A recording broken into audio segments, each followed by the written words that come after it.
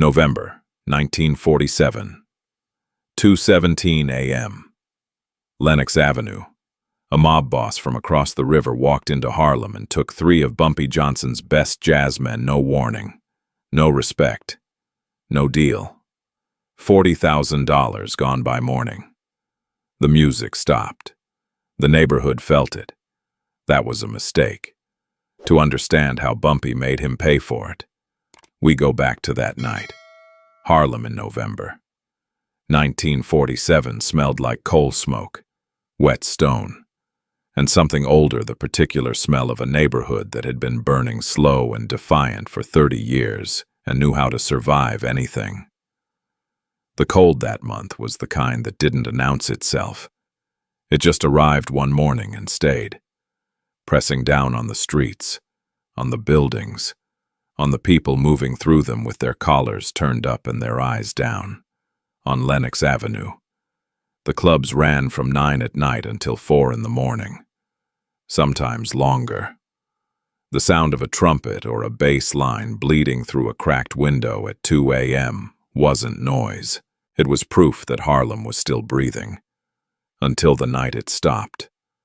Bumpy Johnson heard the news at 6 in the morning, sitting in a back booth at a diner on 126th Street. The eggs in front of him were cold and untouched. The coffee was going the same way. A numbers runner named Curtis sat across from him with both hands flat on the table, speaking low and fast, the way a man speaks when he is delivering information he wishes he didn't have. Willie Tate, Ray Connors, Little Earl, all 3. Gone between sets. Club owner walked backstage and found 3 empty chairs and a cigarette still burning in the ashtray. Hadn't even gone cold yet.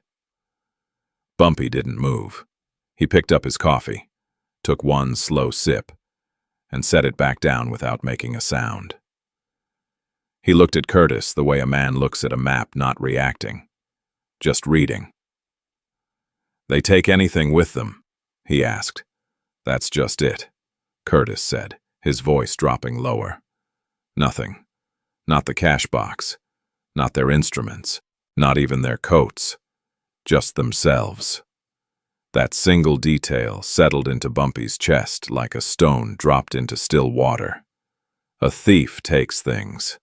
A man who walks away leaving everything behind that man was offered something so much better than what he had that taking anything from the old life felt pointless.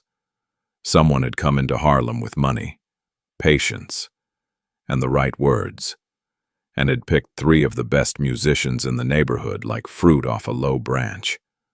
Bumpy left $2 on the table and walked out into the cold without finishing his coffee. The Blue Meridian sat on the corner of 131st, and Lenox, a narrow 3-story building with red curtains in the windows. A hand-painted sign above the door that had been repainted 4 times in 15 years. And 40 years of cigarette smoke and spilled bourbon baked into every wall and floorboard.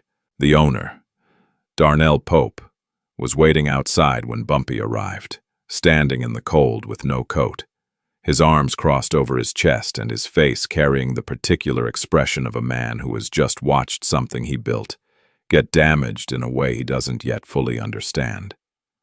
"First set was completely normal," Darnell said, his voice cracking at the edges. "I paid all 3 of them myself. Cash. Right after. Willie even asked me about booking next Friday.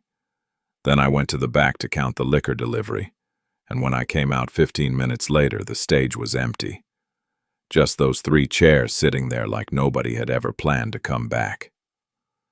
Bumpy walked inside without responding. The chairs were exactly where they had been left, 3 wooden chairs on a low stage, angled slightly toward each other the way musicians angle when they are listening to one another play. The stage smelled like spilled beer, rosin, old wood, and the ghost of a saxophone that used to live there every Friday and Saturday night and now didn't. He stood in the center of the stage and looked at those 3 chairs for a long time without speaking. "Who came in that night who didn't usually come in?" he finally asked. Darnell thought hard, pressing his fingers against his forehead. There was a table near the back. 4 white men, well-dressed but quiet about it. Not flashy, not loud. Ordered top-shelf bourbon the entire night. Tipped every single round like they were spending money that belonged to someone else. They talked to the musicians. During the break, for maybe 10 minutes, I walked by once and it looked easy, relaxed. I figured they were fans. The good kind. You know, the kind who actually know what they're listening to. Bumpy nodded once and said nothing else. Over the next 3 days he moved through Harlem the way water moves through a crack in stone, quiet. Patient. Finding every opening without forcing anything. He visited 11 clubs. He sat down with 43 people. He pulled every musician contract currently active in the neighborhood and read each one twice, sometimes 3 times. Most of them were informal arrangements, handshakes, and weekly envelopes, the kind of agreements that exist in memory rather than on paper. But Bumpy didn't need paper. He could read money the way other men read words. And what the money was telling him was deeply wrong. Over the past 6 weeks, 14 musicians across 7 different clubs had quietly declined to renew their arrangements. No arguments, no confrontations, no drama of any kind. Just polite refusals and then silence, like candles being blown out one by one in a dark room until the darkness becomes the new normal. The revenue bleeding from those clubs had been gradual enough that most owners hadn't registered the pattern yet. Bumpy had registered it on day 3. He sat down with his lieutenant, George Kelso, in the back room above a barber shop on 128th Street. The radiator in the corner knocked and hissed steadily. Rain came down hard against the single window. George spread the numbers across the table and Bumpy stood over them with his arms crossed, reading every column with the focused stillness of a man reading a document that describes his own future. "They are targeting the best players specifically," George said. "The ones who fill seats and keep people ordering. You lose those men. A club loses 40 to 50% of its revenue inside 30 days. The owners start falling behind. Falling behind means selling." "And who buys?" Bumpy said. George looked up. "Whoever is doing this." Bumpy walked to the window, below. Lenox Avenue moved the way it always moved, heavy coats. Delivery trucks. A woman pulling a cart through the wet. 2 men talking in a doorway with their breath making small white clouds in the cold air. Normal on the surface. Rotten underneath in a way that only showed up in the numbers if you knew exactly where to look.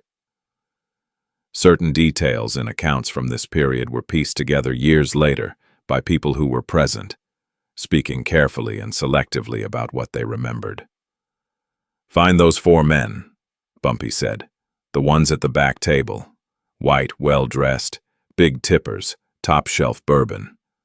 That table is where this thing started, and that's where we start pulling it apart."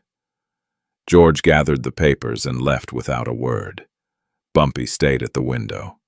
The street below was loud and alive, but inside the Blue Meridian that morning, standing on that empty stage with 3 cold chairs in front of him and the ghost of music all around him, he had felt something he almost never allowed himself to feel.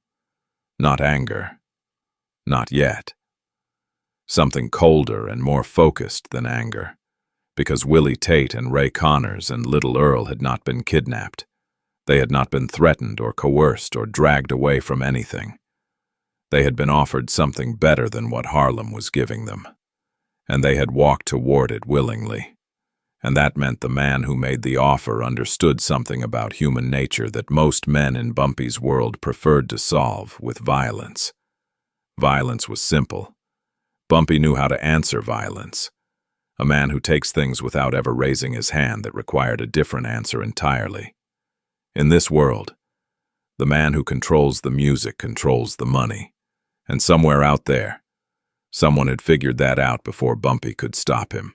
The name arrived on a Tuesday morning, written in George Kelso's careful, precise handwriting on a single sheet of white paper. Bumpy read it standing up, still in his coat, still carrying the cold of the street on him. Vincent Morello, 48 years old, Brooklyn born, Brooklyn raised, Brooklyn connected in the way that certain men are connected, not loudly, not visibly, but deeply, through 2 generations of marriages and favors and debts that never fully cleared. Tied to the Falcone family through his mother's brother and reinforced through his own first marriage to a woman whose last name opened doors that money alone couldn't touch. Ran 5 nightclubs in South Brooklyn that made him comfortable and respectable and quietly influential in his own territory. Known for one thing above everything else, he never moved fast. He watched first. He planned until the plan had no gaps he could see. And when he finally moved, he moved so cleanly that the people affected often didn't understand what had happened until it was already finished. Bumpy set the paper down on the table and stared at the wall for a moment. He has been running this same operation in Brooklyn for 6 years, George said, sitting across from him. He identifies the best talent in a neighborhood, approaches them privately, locks them into exclusive long-term contracts with better money than they have ever seen, and then builds venues designed specifically around those performers. He doesn't take over neighborhoods by force. He takes over what makes those neighborhoods worth something to everyone else. And then the neighborhood follows, Bumpy said. The clubs that lose their best people start failing. The ones that fail sell cheap. Morello buys them or puts people in to run them. 3 years later, he owns the entertainment economy of an entire area, and nobody can point to a single moment where anything illegal happened. Bumpy pulled out a chair and sat down slowly. The room above the barber shop smelled like hair oil, old wood, and the faint memory of cigar smoke from the previous night. Outside, someone was sweeping the sidewalk below with long, hard strokes, the broom scraping wet concrete in a slow, metronomic rhythm that came up through the floor like a clock counting something down. What does Morello actually want? Bumpy asked. Not the clubs, not the money. The thing underneath all of it that gets a man out of bed at 4 in the morning. George was quiet long enough that the silence became a presence in the room. Legitimacy, he finally said. Recognition. He has spent his entire life being connected to power without ever being the power. He wants to build something so significant, so visible, so undeniable that the families above him have no choice but to treat him as an equal. And he chose Harlem to build it. Harlem Jazz is the single most valuable entertainment product in the country right now, George said, leaning forward slightly. White audiences are paying prices uptown that would have seemed impossible 5 years ago. National recordings are selling in cities that have never sent a single person to New York. Radio play is expanding the reach every month. If Morello controls the musicians who create that product, he controls the product itself. He controls the product long enough and at large enough scale, and he becomes someone that even the most powerful families in New York cannot afford to ignore. Bumpy stood up and walked to the window. The street below was wet and gray, the morning light flat and cold. A delivery truck sat at the curb with its engine running, exhaust rising in slow gray columns into the air. 2 men were unloading heavy crates from the back, working in the wordless rhythm of people who have done the same thing together so many times that communication has become unnecessary. Cut his liquor, Bumpy said. Every distributor currently supplying his Brooklyn clubs needs to understand clearly and immediately that continuing that relationship is incompatible with maintaining every other relationship they have in this city. No threats, just facts. He turned from the window. Tour managers, booking agents, transportation contractors, anyone currently moving anything connected to what Morello is building on this side of the bridge stops being available to him starting today. George wrote it down without looking up from the paper. That creates friction, but he has enough Brooklyn infrastructure to reroute around most of it within 2, maybe 3 weeks. I know exactly what it does, Bumpy said. I'm not trying to stop him with this. I'm trying to read him. I want to see how a man who has spent his life being patient and careful behaves when things stop going smoothly. That reaction tells me everything I need to know about where he is actually vulnerable. The pressure campaign ran for 2 full weeks, quiet, invisible, leaving no fingerprints on anything, the kind of obstruction that cannot be traced or confronted because it never announces itself. A liquor shipment delayed by 4 days with no explanation given. A venue booking in Manhattan that evaporated overnight. A tour manager who had always been reliably reachable suddenly never returning calls. Morello did not panic. He did not make threats or send representatives to complain or do anything that would signal distress. He adapted, rerouted his supply lines, found alternate contacts, and kept building. And while Bumpy was methodically tightening every bolt he could reach, 2 more Harlem musicians accepted Morello's offers and crossed the bridge. By the end of the 2nd week, 7 musicians were gone. 2 more were in active conversation with Morello's people. Friday night revenue at the Blue Meridian had dropped 32%. Darnell Pope had called George twice, his voice getting quieter and more strained with each conversation. Bumpy read the updated report on a Thursday evening and set it down without expression. He is not responding the way men usually respond to this kind of pressure, George said carefully. No, Bumpy said, he is not. He sat with that for a long time after George left. The room was dark except for the single lamp on the table. Outside, Harlem moved through its Thursday night with music and noise and the particular energy of a neighborhood that doesn't know it is being systematically disassembled from the outside. The error most men made in situations like this was speed escalating too fast. Making noise, making it personal before the foundation was solid enough to support the weight of a direct confrontation. Bumpy had watched that mistake get men buried for 2 decades. Morello was not taking Harlem by violence. He was taking it by making it choose to leave. That required patience. It required resources. It required a genuine understanding of what people wanted and the willingness to offer it to them at a price they found impossible to refuse. Real power never seizes territory by force. It creates conditions where people surrender it voluntarily and feel they made the right decision.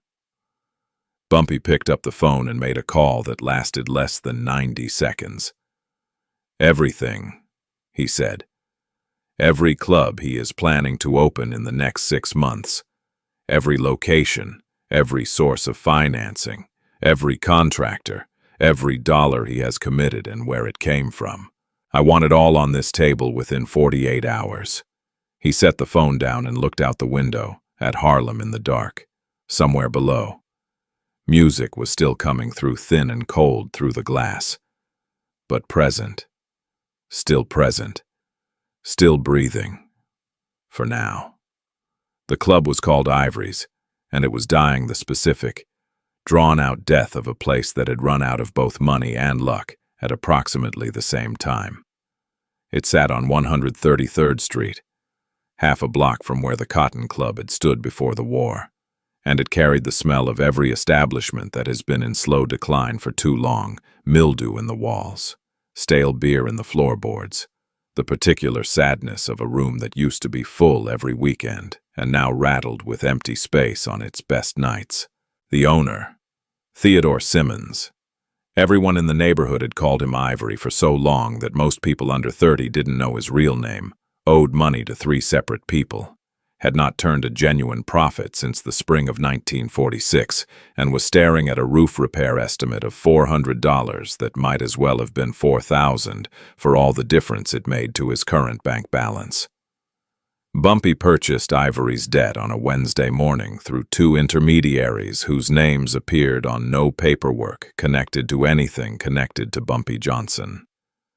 By Thursday afternoon, carefully selected word was moving through the right channels, quiet, specific, reaching exactly the ears it was meant to reach. That Ivory's was circling the drain, and the building on 133rd Street might be available at a price that reflected genuine desperation. By Friday evening, one of Morello's representatives had made a discreet inquiry about the property. Bumpy received the confirmation within the hour and allowed himself one small, brief, entirely cold smile. He convened in the back room above the barbershop with George and Franklin Webb, who managed the financial architecture of Bumpy's operations with the systematic precision of a man who understood that in this business, money was not just resource, it was language, weapon, and evidence simultaneously. Franklin was 41 years old, wore wire-rimmed glasses, and possessed a mind that processed financial information the way a well-maintained engine processes fuel completely, efficiently, and without waste. "We let Ivory run the stall," Bumpy said, laying it out with the economy of a man who has already thought through every branch of the decision tree. "Cooperative but slow. Every meeting gets pushed 2 weeks. Every question Morello's people ask gets answered with a new question. We keep him interested, we keep him close, but we never let him feel like he's actually closing. And when he puts real money into the deal," Franklin asked, his pen already moving, "that's when the ground shifts," Bumpy said. "A man who has committed cash is operating from a completely different psychology than a man who is still evaluating. He gets anxious. Anxiety produces errors. Errors are what we're building toward." Franklin wrote 3 lines in his small, architectural handwriting and closed the notebook. The operation ran with clean precision for 11 days. Ivory performed his role with the natural credibility of a man who was, in fact, genuinely desperate, confused, cooperative, eager to make a deal, but somehow always arriving at each meeting with a new complication that needed resolving before any paperwork could move forward. Morello's representative appeared 3 times. With each visit, he settled a little more comfortably into his chair, his questions becoming less probing and his posture becoming more relaxed. The body language of a man who believes he is watching a transaction assemble itself in his favor. On the 12th day, the temperature in the room changed in a way that had nothing to do with the weather. Bumpy noticed it in the questions. Morello's representative knew the precise cost of the roof repair, $400, an exact figure that had been spoken aloud exactly once, in this room, between 4 people. He referenced the stalling timeline with a specificity that required inside knowledge. He mentioned a detail about the building's liquor license history that had come up in only one previous conversation. He was not guessing at these things. He was reporting them. Bumpy kept his face completely still throughout. His voice stayed at the same measured pitch. He let the meeting conclude exactly as it was supposed to conclude, shook hands at the door, watched Morello's man walk down the street and turn the corner and disappear. Then he stood in the cold for a moment with the full weight of it settling over him like something physical. Someone in his circle was not just leaking information. They were delivering it specific, current, operational detail, packaged and handed across to a man who was using it to map Bumpy's next moves before Bumpy had finished making them. He told George that night, standing in the back room with the lamp throwing hard shadows across the table between them. George went very still and said nothing for almost 30 seconds, which was George's version of visible shock. "How much does Morello actually know?" George finally asked. "Enough to know this is constructed," Bumpy said. "Possibly not every layer, but enough to play along without committing. Wait for us to show him the next move, and respond to what we're planning instead of what we've done." "Do we shut it down?" "We find the source first," Bumpy said. His voice was completely flat. "We find it before we change a single thing. Because the moment we change anything, Whoever is talking to Morello knows we've identified the leak, and we lose the only direct line into his operation that we currently have. He ran the list in his mind, the way he always ran lists, without emotion, without flinching, giving each name the same weight until the weight itself became informative. Himself, George, Franklin, Ivory, who knew only his own piece of the operation, and one other man who had been in this room twice in the past 10 days, Leon Mercer, musician broker, 4 years working with Bumpy, present for conversations he had no operational reason to attend. Bumpy did not say the name. He set it aside in the part of his mind where he kept things that required handling cold storage, perfectly preserved, ready when needed. People who later tried to reconstruct the timeline of events from this period found that the most important decisions were made in rooms where nobody was taking notes, which is exactly how the men involved intended it. He walked to the door and paused with his hand on the frame, his back to George. "Keep everything moving," he said. "The Ivory deal continues exactly as planned. Nothing changes, nothing slows down." "Even knowing he might be ahead of us?" George asked. Bumpy didn't turn around. "Especially knowing that," he said, "because I'm not building this trap for Morello anymore. Morello is the audience now." He stepped out into the Harlem night. The cold hit his face like an open hand, from somewhere down Lenox Avenue, thin and distant through the dark. A trumpet was playing something slow and searching the sound of an instrument, asking a question it already knew the answer to. Bumpy walked toward it. He already knew who he was hunting. Bumpy found out on a Wednesday night, 11 days after the Ivory operation started leaking. He didn't find out through surveillance. He didn't find out through George, or Franklin, or any of the men he had sent to quietly watch the edges of the operation. He found out because Leon "Silk" Mercer made one small mistake, the kind of mistake a careful man makes when he has been careful for too long and starts to believe he is untouchable. Silk had ordered a new suit, charcoal gray, double-breasted, hand-tailored from a shop on Fifth Avenue that charged prices no musician broker in Harlem could afford on a normal month's work. He paid cash. He picked it up on a Tuesday afternoon. He was wearing it Wednesday evening when he walked into a restaurant on 125th Street and sat down for dinner with a man George's people had already identified as one of Morello's senior couriers. George had a photograph on the table in front of Bumpy before midnight. Bumpy looked at it for a long time without speaking. The room above the barber shop was very quiet. The radiator had gone cold 2 hours earlier, and the chill had settled into the corners of the space like something permanent. Outside, the wind pushed hard against the window in long, slow pulses. Leon Mercer had been working with Bumpy for 4 years. He knew the musicians. He knew the clubs. He knew which players were happy and which ones were restless. He knew the contracts, the backroom deals, the informal arrangements that kept Harlem's entertainment economy running. He had sat in this same room, at this same table, and listened to conversations that were never meant to leave these walls. And he had sold every word of it to Vincent Morello for a charcoal suit and whatever else was in the envelope that changed hands at that restaurant table. "You want me to bring him in?" George asked. The question sat in the air between them. Bumpy pushed the photograph aside. He stood up, walked to the window, and looked out at Harlem in the dark. A taxi moved slow down the wet street below. A woman in a red coat stood under a street lamp waiting for something. Music drifted up from a club 2 blocks south, muffled, distant. The bass line coming through the walls and the floor and the cold glass like a heartbeat. "No," Bumpy said. George waited. "If we bring him in, Morello knows we found the leak," Bumpy said. "He goes quiet.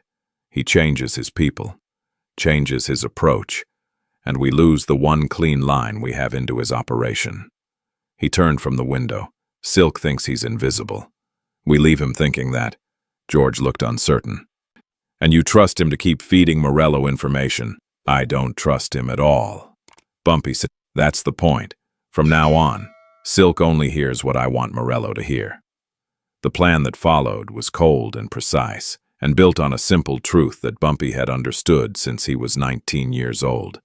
A man who believes he is deceiving you is the easiest man in the world to control. Over the next 6 days, Bumpy fed Silk 3 pieces of carefully constructed false information. Each piece was plausible. Each piece was detailed enough to feel real. Each piece pointed Morello toward decisions that would cost him time, money, or both. The first was a story about a club owner on 132nd Street who was supposedly willing to flip and work with Morello directly, a man who in reality was one of Bumpy's most loyal operators and had been told to play along if Morello's people made contact. The second was a false timeline for the Ivory's deal, suggesting Bumpy was about to close the sale to another buyer and Morello needed to move within 72 hours. The third was the most dangerous piece and the most valuable. Bumpy let Silk overhear a conversation, staged carefully in the barbershop back room, suggesting that Bumpy's protection arrangement with 2 senior NYPD contacts was temporarily suspended due to an internal investigation. Meaning Bumpy was exposed. Meaning if Morello wanted to make a physical move, the window was open. It was a lie built to look exactly like the kind of truth a desperate man sells. Silk passed all 3 pieces to Morello within 48 hours. Bumpy knew because George was watching Morello's courier and timing every contact. 3 meetings in 2 days. Silk was moving fast, which meant Morello was paying him more, which meant Morello was starting to believe he had a direct line into Bumpy's operation and was planning something larger based on what he was hearing. That was exactly where Bumpy wanted him. Old-timers in Harlem who knew both men later said the most dangerous moment in any power struggle is when one man thinks he knows more than he does because that's when he stops being careful. On the 7th day, Bumpy sent for Silk directly. A simple message come to the barber shop. Tuesday morning. Usual time. Nothing unusual about it. They had met there dozens of times. Silk walked in at 9:30, wearing the charcoal suit. He sat down across from Bumpy and smiled the easy smile of a man who believed his secret was still safe. Bumpy looked at him for a long moment. He could smell the man's cologne, something expensive and sharp that hadn't been in his wardrobe 3 weeks ago. He could see the new watch on his wrist. He could see the slight confidence in the way Silk held his shoulders. The posture of a man who had recently acquired something he thought would protect him. You've been busy, Bumpy said quietly. Silk's smile held. Always busy. You know how it is. I do, Bumpy said. He slid a single photograph across the table, the restaurant, the courier. The handshake caught in the frame with brutal clarity. The smile disappeared. The color left Silk's face the way water leaves a glass that has just been knocked over fast. Total. And impossible to take back. Bumpy let the silence sit for a full 10 seconds. Here is what happens now, he said. You keep working for me. You keep meeting Morello's people. You keep passing information. The only difference is that from this moment on, every single word that reaches Morello comes through me first. Silk's hands were flat on the table. His breathing was shallow. And if I don't, Bumpy looked at him without expression. Then you become a problem I've already solved, he said. Real power never wastes a traitor. It puts one to work. The plan was built around a name. Marcus King Hollins was 44 years old, 6 feet 2 inches tall, and possessed a trumpet voice that could make a room of 500 people stop breathing at the same time. He had played Harlem for 15 years. He had recorded 3 albums that sold nationally. He was without any serious argument. the most valuable musical asset left in the neighborhood after Morello's raids. The one name that could still fill every seat in every club on Lenox Avenue on a Tuesday night in the middle of winter. Bumpy approached him on a Thursday afternoon at a rehearsal space on 131st Street. The room smelled like rosin and old carpet, and the particular metallic bite of brass instruments that had been played hard for many years. King was sitting alone with his trumpet in his lap, not playing, just thinking, when Bumpy walked in and pulled a chair up beside him. "I need your name," Bumpy said. "One night, a private showcase, invitation only, held here in Harlem. The word goes out that you're playing an exclusive engagement that no outside promoter can touch." King looked at him carefully. "And who actually shows up?" "Morello's people," Bumpy said. "Every dollar he has left in this operation. Every man he trusts. We bring them all into one room on one night. And we close the door." King was quiet for a long time. The rehearsal space ticked with the sound of a clock on the far wall. Somewhere down the hallway, a door opened and closed. The smell of someone's coffee drifted through the gap under the door. "What do I do when they offer me a real contract?" King asked. Bumpy looked at him steadily. "You tell them you need a week to think about it.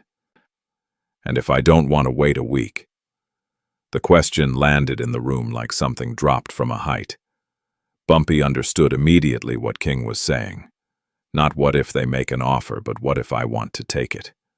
What if the money is real and the terms are good and Morello's world looks more attractive than the one I'm sitting in right now? 3 times their Harlem money. That was what Willie Tate had been offered. That was what Ray Connors had been offered. Bumpy knew the numbers because Silk had confirmed them, and Franklin had verified them through 2 other sources. 3 times. For a man who had been playing Harlem clubs for 15 years at the same rate. 3 times was not a small temptation. It was a life-changing number. "Marcus," Bumpy said quietly, dropping the nickname for the first time in the conversation. "I need to know right now if you're sitting here with me, or if you're already across that bridge in your mind." King looked down at the trumpet in his hands. He turned it slowly, the brass catching the weak afternoon light coming through the single window. He didn't answer for almost a full minute. "I'll do the show," he finally said. Bumpy nodded once and stood up. But walking out of that rehearsal space into the cold of 130th Street, he felt the ground shift slightly beneath him. King had said yes, but King had hesitated in a way that a man only hesitates when he is genuinely choosing between 2 real options. The trap Bumpy had built for Morello now had a weak board in the center of it, and if that board broke at the wrong moment, everything went with it. The showcase was announced through carefully selected channels 3 days later. Word moved through Harlem the way word always moved through bartenders and doormen and the particular network of men who always seemed to know what was happening before it officially happened. An exclusive engagement. King Hollins. 1 night only. Invitation required. Within 24 hours, Silk reported that Morello had heard about it and was making arrangements to attend personally. Within 48 hours, Morello's representative had reached out to King directly with an offer. Bumpy heard about the contact through George at 11 o'clock on a Tuesday night. He sat with the information for a long time before he spoke. "What did King say?" he asked. George's face was careful. He said he needed a week to think about it. Bumpy exhaled slowly. "Good," he said, but he didn't sleep that night. He sat in the back room above the barber shop and listened to Harlem outside the window, the distant music, the traffic, the occasional voice rising and falling in the dark, and he thought about Marcus Hollins sitting alone with a trumpet in his lap, weighing a number that could change everything against a loyalty that had never been tested at this price. Some of the men closest to this situation later recalled that what made that week so dangerous was that nobody, Not even Bumpy knew for certain which way King would fall. The show was 3 days away. The trap was set. The only question was who was actually caught inside it.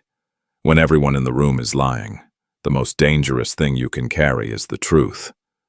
Morello moved first. Bumpy had expected retaliation.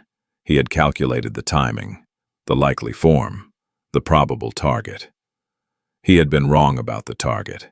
He had expected Morello to hit somewhere peripheral, a numbers operation, a supply line, something that would sting but not cripple. Something that said, "I know you can feel this," without saying, "I am willing to go all the way." Instead, Morello went straight for the heart. The club was called the Royal Stag. It sat on 134th Street, 2 blocks from the Blue Meridian, and it had been one of Harlem's most loyal and profitable venues for 11 years. The owner, a man named Bernard Cross, had been with Bumpy since before the war. He paid on time, caused no problems, asked for no favors beyond the protection that every club on the block received as standard arrangement. At 1:15 a.m. on a Friday night, with the club full and the music loud, and 300 people inside spending money, 4 men walked through the back entrance that someone had left unlocked. They moved through the kitchen, through the storage room, and into the main floor in under 2 minutes. They didn't announce themselves. They didn't pull weapons. They just started breaking things methodically, efficiently, with the practiced calm of men who had done this before and understood that the sound of things breaking in a crowded room accomplishes more than any threat ever spoken out loud. Tables, bottles. The bar mirror that Bernard had shipped from Philadelphia in 1938 and considered the most beautiful thing he owned. The sound system, the lighting rig above the stage. The band stopped playing. The crowd moved toward the exits. People were screaming, then pushing, then running. 3 people were hurt in the crush at the front door, a woman with a broken wrist, 2 men with cuts from falling glass. The 4 men were gone before the police arrived. They left no names. No faces anyone could confirm in the dark and the chaos, and no message beyond the message that was written in the wreckage of a room that had been full of music 20 minutes earlier. Bumpy was at the Royal Stag by 2:30 in the morning. Bernard Cross met him at the door. Bernard was 57 years old and had survived things that would have broken most men. But standing in the doorway of his destroyed club with broken glass crunching under his feet and the smell of spilled liquor soaking into the floorboards, he looked like a man whose center had been knocked loose. "They knew the back door code," Bernard said. His voice was very quiet. "Nobody outside this building knew that code." Bumpy walked through the wreckage slowly. The bar mirror was in 100 pieces on the floor. The frame split in 2. The silver backing showing through the broken glass like exposed bone. Tables were overturned. The stage was untouched. That was deliberate. Bumpy noted. A message. "We could have burned this down. We chose not to. We can come back." He stood in the center of the room for a long time, saying nothing. By morning, 2 other club owners on Bumpy's network had called George in a panic. They had heard about the Royal Stag. They were asking questions that really meant one question: are we safe? And underneath that question was a worse one: is Bumpy still strong enough to protect us? Harlem's economy ran on confidence the same way it ran on cash. The moment people started doubting the protection, the arrangement started unraveling.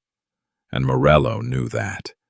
This wasn't random destruction. It was a precise, psychological attack on the thing. Bumpy's entire operation was built on the belief that being with Bumpy meant being untouchable. Bumpy called Franklin Webb at 6 in the morning. "I need everything on Morello's money," he said. "Not the clubs, the financing behind the clubs, where it came from, who it belongs to, what it's secured against, and who else has a claim on it." Franklin was quiet for a moment. "That's going to take a few days." "You have one," Bumpy said. Franklin delivered in 18 hours. What he laid on the table that evening was a financial picture that Morello had clearly worked hard to keep invisible layers of borrowed money. Informal arrangements with 3 separate lenders, and a cash flow situation that looked strong on the surface and was dangerously fragile underneath. 2 of the lenders were connected to families that had their own complicated relationships with law enforcement. One of them had a standing arrangement with a senior NYPD financial crimes investigator that had been quietly maintained for years, the kind of arrangement that worked perfectly until someone decided to make noise about it. Bumpy made noise about it. Not loudly. Not publicly. Through the precise, surgical channels that he had spent 20 years building a word in the right ear. A document left on the right desk. A conversation that happened in a private room between men whose names would never appear in any official record. No complete record of what changed hands during this period has ever been officially confirmed, and those who were present have consistently declined to discuss specifics. Within 72 hours, 2 of Morello's lenders had requested immediate repayment of outstanding balances. One of his Brooklyn club managers had received an unexpected visit from a city licensing inspector, and a senior member of the family Morello was connected to had quietly communicated, through 2 intermediaries, that the situation in Harlem was creating more visibility than anyone found comfortable. Morello had hit the royal stag to make Harlem afraid. Bumpy had answered by making Morello's money afraid.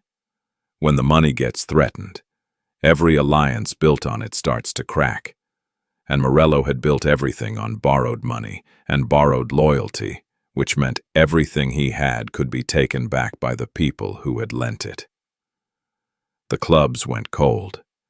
The streets went quiet in a different way than before. Not the silence of music leaving, but the silence of men waiting to see which direction the weight would fall.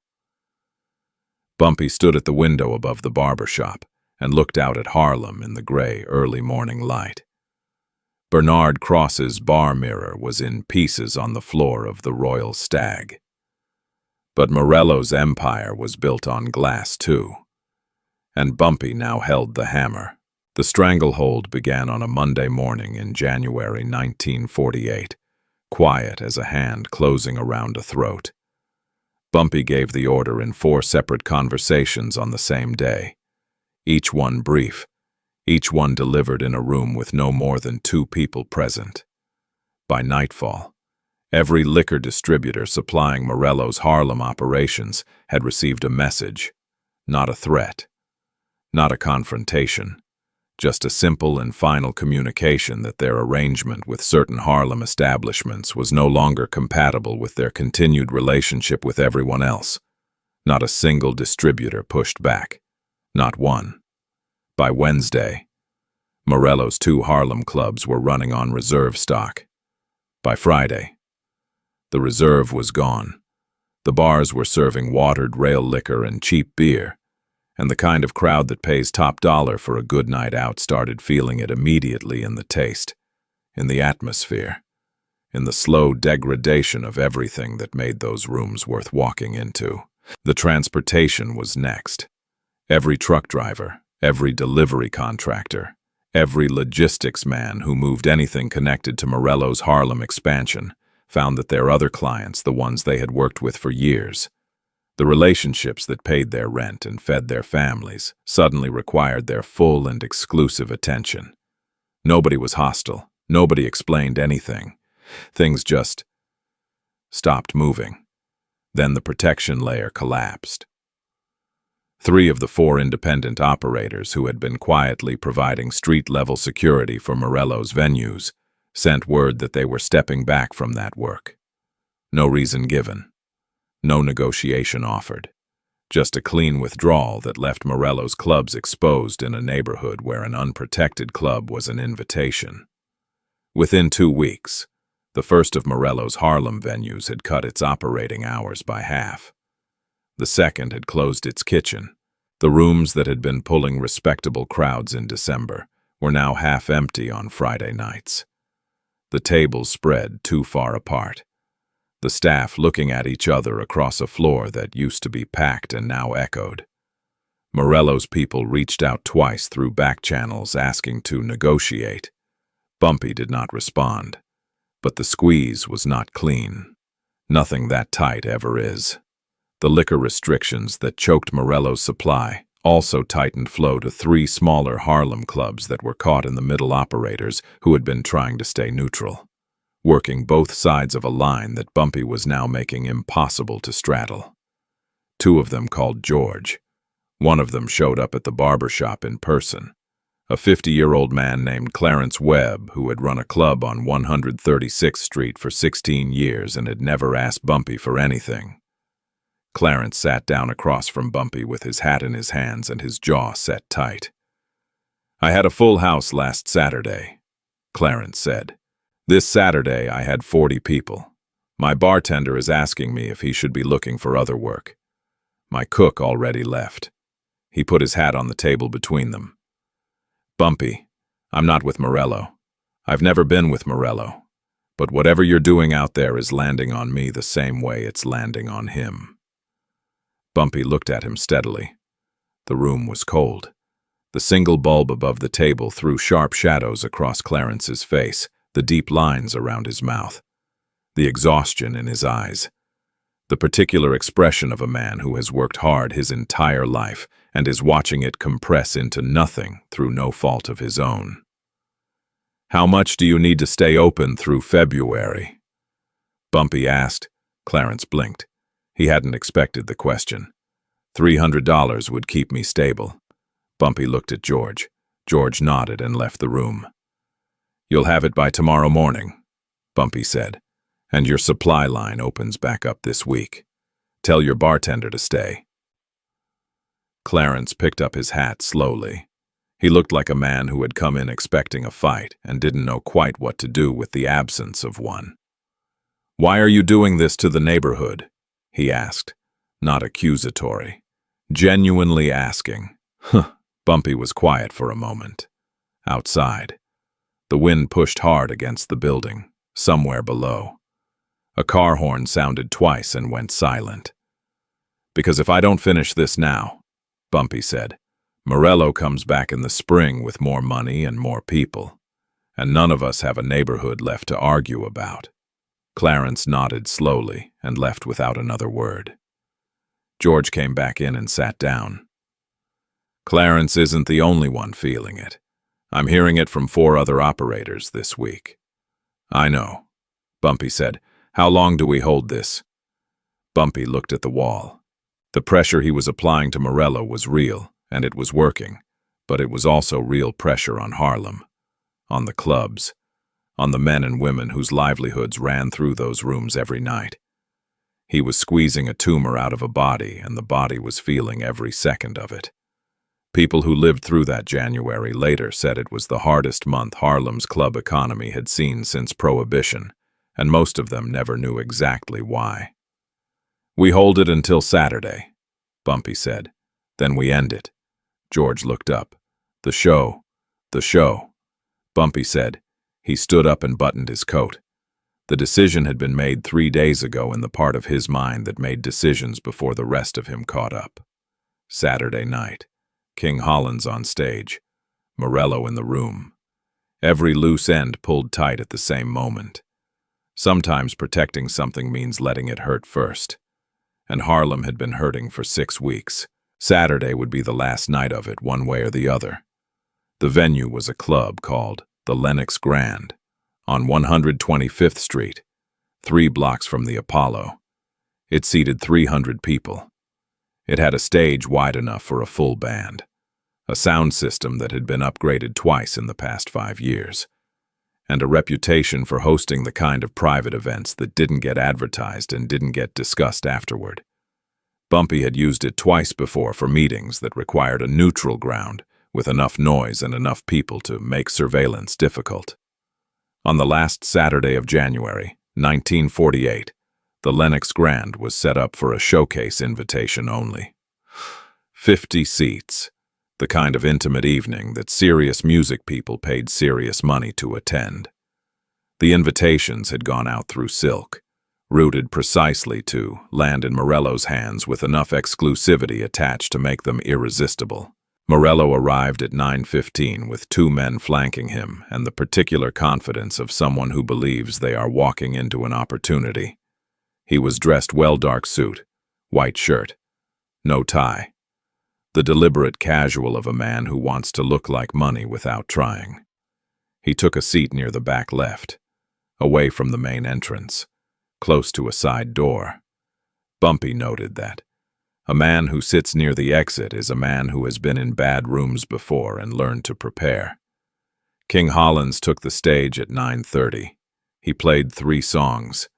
The first was slow and searching, the kind of playing that fills a room from the floor up. The second was harder, the trumpet pushing through the upper register with a brightness that made the air feel different. The third was something Bumpy had never heard before, something King appeared to be composing in real time, right there on the stage, building it bar by bar out of the particular tension in that room on that night. At the break, Morello's representative moved toward King at the side of the stage. Bumpy watched from the far side of the room. He had a glass of water in his hand that he had not touched. George was near the front entrance. Franklin was at a table by the bar with a small leather folder in front of him that contained 4 pages of financial documentation. Morello's outstanding debts, the names of his lenders, and a single letter on official stationery that had been arranged through a contact Franklin had maintained for 11 years.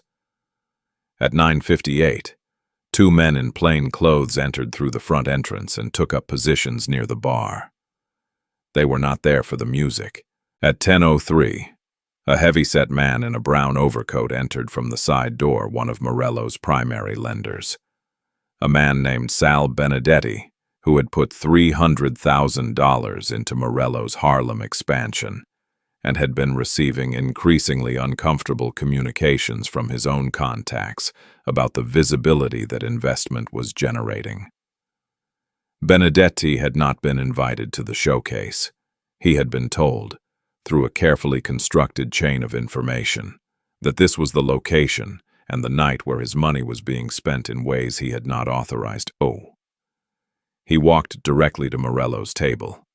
Bumpy crossed the room at the same moment. He pulled a chair to the edge of Morello's table without being invited and sat down.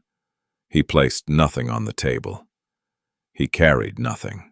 He just sat there in the noise and the cigarette smoke and the fading echo of King Hollins's trumpet, and looked at Vincent Morello with the complete stillness of a man who has been waiting a long time for this exact moment. Morello looked at Benedetti. He looked at the 2 men near the bar. He looked at Bumpy. "You built something on borrowed money in someone else's neighborhood," Bumpy said quietly. "The money wants to come home. The neighborhood was never available." Benedetti leaned down and said 4 words into Morello's ear. Whatever they were, they took the remaining color out of Morello's face. At 10:15, King Hollins returned to the stage, but when Morello's representative moved to intercept him again, King walked past him without stopping, straight to the microphone, straight into the next set, as if the man reaching for his arm was not there at all. The representative stood at the edge of the stage for a moment, his hand still half extended, and then stepped back. By 10:45, the financial documentation in Franklin's leather folder had changed hands. By 11, the 2 men near the bar had made 3 brief phone calls. By 11:30, Morello had left the Lenox Grand through the side door, with Benedetti's voice still in his ear and the sound of King Hollins's trumpet following him out into the cold. An empire built on borrowed everything collapses the moment the lenders stop pretending the debt is manageable. And Morello's lenders had stopped pretending on a Saturday night in January while the music was still playing. He was finished before the last song ended. Morello was gone from Harlem within 10 days. Not violently, not dramatically. He simply stopped being present. His representatives stopped returning calls. His club projects went dark. The contractors he had hired quietly demobilized and moved to other work. The men he had stationed in the neighborhood drifted back across the bridge one by one. And within 2 weeks, the only evidence that Vincent Morello had ever attempted to build anything in Harlem was a half-finished renovation on 133rd Street that sat behind a padlocked door with a city stop work notice taped to the glass. The liquor supply normalized in the first week of February. The Royal Stag reopened on a Thursday evening with a new bar mirror not as beautiful as the one from Philadelphia. Bernard Cross told people, but solid and a full house that spilled onto the sidewalk outside. The Blue Meridian ran its first sold-out Friday in 6 weeks. Clarence Webb's Club on 136th Street had its bartender back and its kitchen running by the second Saturday of the month. Willie Tate came back in the third week of February. He showed up at Darnell Pope's office at the Blue Meridian on a Tuesday afternoon, with his horn case in his hand, and a look on his face that fell somewhere between embarrassment and relief. Darnell called Bumpy before he gave Willie an answer. Bumpy told him to give Willie his chair back. Ray Connors followed a week later. Little Earl came back in March. The music returned to Harlem the way it had left, not all at once, but piece by piece, one room at a time, one instrument at a time, until the sound that had gone quiet in November was running full again through the clubs and out into the streets on cold February nights. King Hollins stayed. He never signed with Morello. He never explained publicly why he had hesitated, or what the decision had actually cost him in the moment when the number was real and the offer was on the table. He simply stayed in Harlem, played his Tuesday and Friday residency at the Lenox Grand, and never mentioned Vincent Morello's name in any interview or conversation that anyone recorded. Some things that happened during this period remain unconfirmed because the people involved chose silence over testimony, which was the only form of protection that never failed. Leon Silk Mercer left Harlem in April. He didn't announce it. He didn't say goodbye to anyone who mattered. He packed what he had, closed his office on 129th Street, and moved to Philadelphia, where he opened a small talent management business that never amounted to much. Bumpy did not pursue him. The moment the operation ended, Silk became irrelevant, which was in its own way the harshest thing Bumpy could have done to a man who had wanted to matter. George Kelso asked Bumpy once, in early March, sitting in the back room above the barber shop with 2 cups of coffee between them, whether it had been worth it the 6 weeks of pressure, the clubs that had suffered, the neighborhood that had felt the weight of a war it didn't fully understand. Bumpy was quiet for a long time before he answered. Harlem wasn't just losing musicians, he said. It was losing the thing that makes this neighborhood worth defending. Once you let someone take that, once you let them convince people the best life is somewhere else, you don't get it back. Not all of it. Not the part that matters. He picked up his coffee and looked out the window. February light came through the glass, thin and pale, the kind of winter light that is more about information than warmth. Below, Lenox Avenue moved the way it always moved. A woman in a yellow coat, a delivery truck, 2 men talking outside a barber shop with their breath making small clouds in the cold air. But the neighborhood felt it, George said. Yes, Bumpy said. It did. He didn't apologize for that. He didn't explain it further. He just sat with it, the knowledge that protecting something sometimes means letting it absorb damage it didn't earn. Trusting that the alternative was worse, and that the people who felt that damage deserved to understand why. Not everyone who lived through that winter understood. Some club owners who had lost money during the squeeze never fully forgave the disruption, even after the cause became clearer with time. Some musicians who had been tempted by Morello's offers felt the shame of that temptation for years, whether or not they had acted on it. But Harlem was still Harlem. The music was still playing. The clubs were still full, and everyone in the neighborhood, every bartender, every doorman, every numbers runner, every club owner who had ever paid for protection and understood what that payment actually meant, knew without being told what had happened and who had made it happen. Bumpy Johnson had let his own kingdom bleed for 6 weeks to make sure it was still his kingdom when the bleeding stopped. That is what it costs to save something worth saving. Not glory, not clean hands.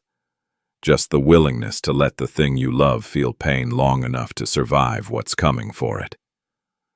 Sometimes, saving a kingdom means letting it stand at the edge of the cliff long enough to remember what falling would feel like.